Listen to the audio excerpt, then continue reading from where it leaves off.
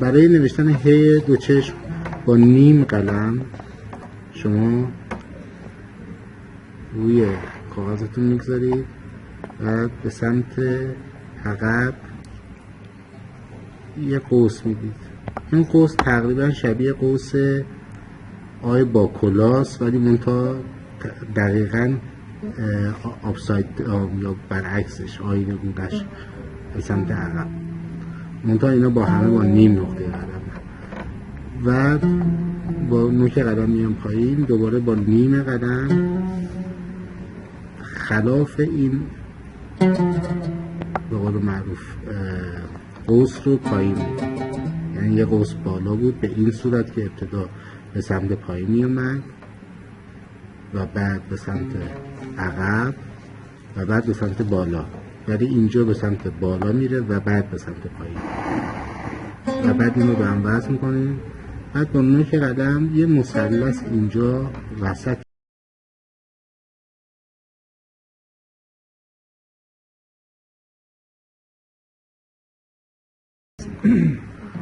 اگه دقت کنید این فضا از این فضا خیلی بزرگتر خواهد شد. این فضای بزرگتری است نسبت به این فضا. پس این هی ابتدا هست، بعد هی که به الف وصل میشه. خب دو نوع ما هی رو به الف وصل میکنیم. هی که همه شما میدانید و بیشتر باش آشنا هستید، این دو هی که دو قوس روی هم قرار گرفت.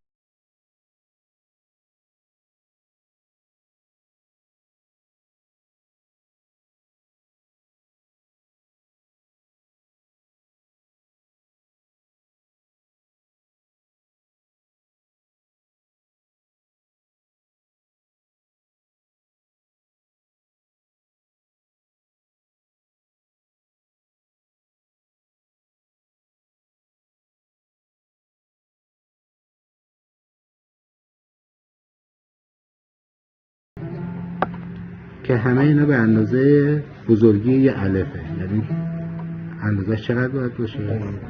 3 نقطه قلمتون مثل خود الف بزرگی خودش. پس شد ه و ها.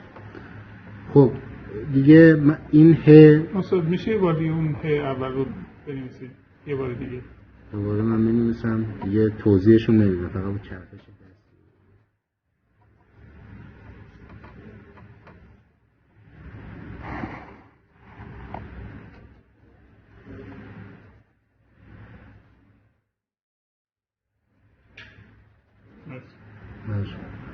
بعد دیگه به حروف دیگه میخواد وصل بشه. یکی از حروفایی که وصل میشه ه به مثلا ب یا به دندانه است. با نیمه قدم شما باز دوباره مثل مانویسی یه قوس میدی، اون تا وقتی که با این هم با نیمه قدم، بعد اینجا باز یه قوس کامل برمیگردید، نه هم با نیمه قدم، و بعد اینجا هم که مثل اون توضیحاتی که قبلا دادیم به ب وصل میشه و با نوک قدم هم یه همچین حالتی مثل قوس چی بهش میگن؟ ترمه یا کاما یا ترمه هرچی بله مثل کاما مانند زیرش قرار میدیم و بعد به ب وصل میکنیم.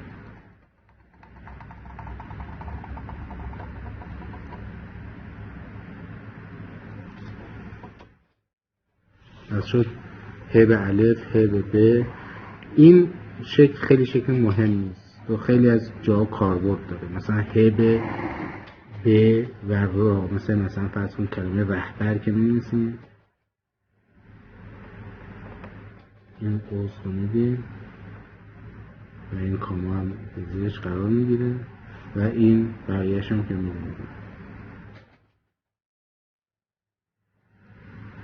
برای با نیمه قلم شما این قوس رو میدید به سمت پایین میان، همون شکل اول یه منطقه همه اینا با نیمه قلم.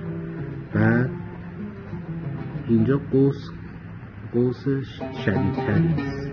اگه دقت کنید فرق این قوس با این قوس اینه که این قوس به سمت جلو و پایین داره میره، ولی این قوس به سمت بالا و بعد به سمت پایین، یعنی یه قوس کامله. پس بحر این ه وقتی که وسط قرار میگیره. از این شکل هم که خیلی استفاده ها دارید. اگر بعد از این به الف میخواد وصل بشه، خب مسلما این میشه نیمه قدم، یعنی مثلا بها میخوام بنویسید اینجا با نصف قدم همون ابتدای ب رو وصل میکنید، بعد از اینجا با نیمه قدم اون قوسی که من دادم ولی با نیمه قدم میدید و بعد ها رو بهش، یعنی الف رو بهش وصل بس شد. برای ده ها رو که میخوام بنویسیم باز با نیمه قدمتون رو بنویسید همون هی دو چشمتون، ولی این بار دیگه به این صورت نگاه کنید. یک با نیمه قدمتون یک قوس این ور قشنگ ایجاد میکنید، با نیمه قدم یک قوس ایجاد میکنید و بعد مثل ر، اگه ر رو دقت کردید مثل ر این زیر می‌نویسید، درسته؟ بعد با یه فاصله کوتاهی از جلوی این، مثلا با این فاصله مثل سات اگه یادتون باشه یا سات یا ای، یه همچین قوسی رو ایجاد میکنه، طوری که این دوتا هر دو در یه خط یکسانی قرار میگیرن، یعنی یکی پایین بالا نیست، اینا در یه خط قرار میگیرن.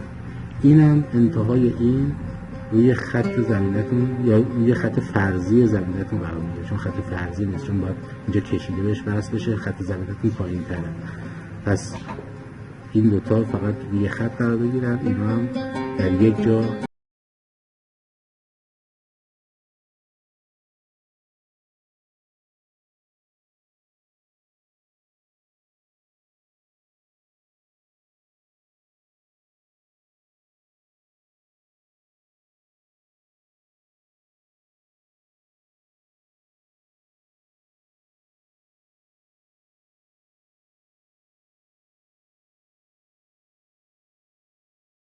بنویسید، یعنی با این ه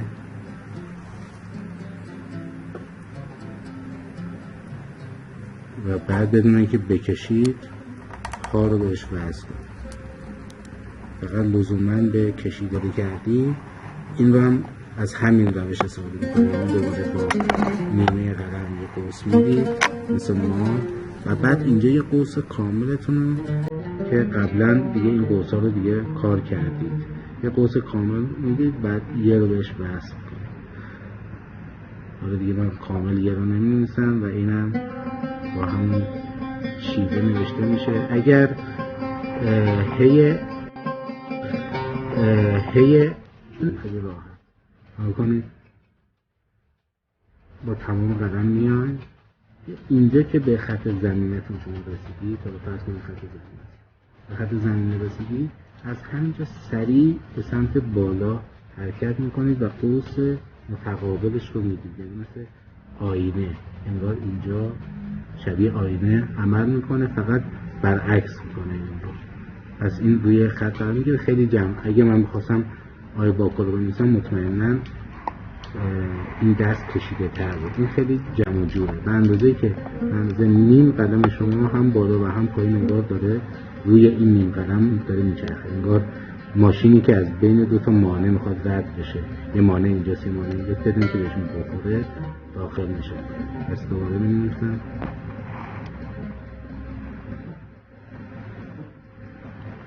خیلی سریع این رو جمع میکنه. این ب اگه میخواد مثلا فرض کن دیگه به حروف دندانه‌دار بچسبه، دیگه از همین خاصیت دیگه استفاده میکنید. مثلا فرض کن سه، عدد سه میخوایم بنویسیم، میدونیم که این قوس میگیره دندان سوم، پلتفرم رو ایجاد میکنیم و بعد با همون شیوهی که ب رو نوشتید بهش وصل میکنید. دیگه این شکل برای همشون استفاده میشه. خب یه هی دیگه هم هست که ه آخر تنها، که به دو شیوه نوشته میشه. بعضی استادها این ه رو با تمام قلم یه نیم دایره کامل نوشتن، بعد با نیمه قلم این نیم دایره رو کامل کردن. این ه آخر تنها. یا بعضی از استادا مثل دال نوشتن، مثل استاد امیرخانی که مثل دال نوشته و بعد با نیمه قلم این رو جمع کرده. این هر دو شیوه